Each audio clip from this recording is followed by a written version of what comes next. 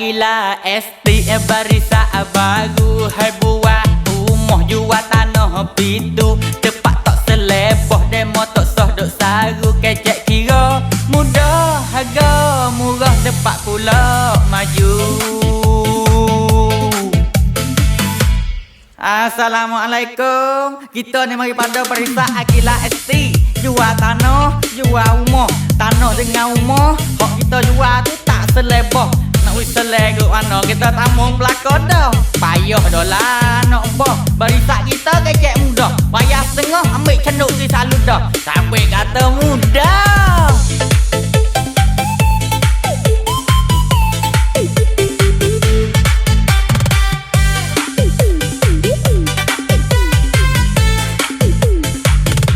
Tak ada duit demo tak sah bos. Saya bayar sikit-sikit sekali sebulan. Barisa kita dia jual sore. Ada application hot sendiri demo tak sah bos.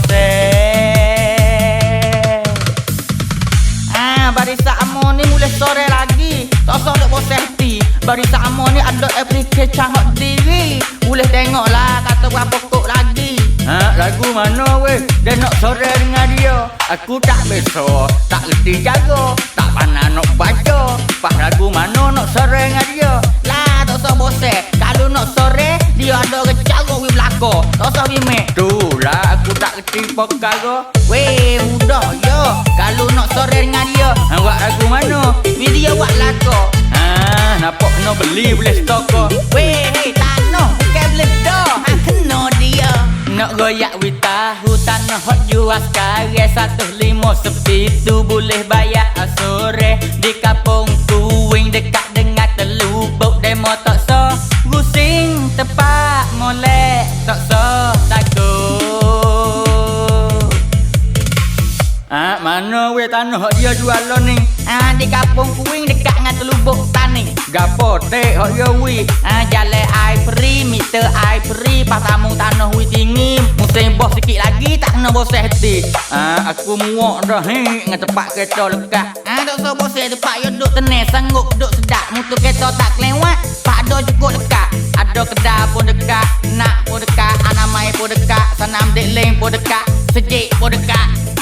Sejik pun dekat. Gi atik lah sejik weh cak. Jangan duk ngalik ngecek dengan hujan mek nak. Wow, zak. Siap nak letak dah buku tanah. Nak goyak pula hai buku rumah. Rumah comel-comel kerongkan hak dia. Ada macam-macam rumah dia. Buat ada banyak basuh. Barisak dia tu ada banyak perkara. Rumah renovate pun ada. Harga murah, rem-ten di juta 2. Pak rumah song baik ano teh. Ada laka, song panja ataupun kena you panggil song selimat pun ada. Ada.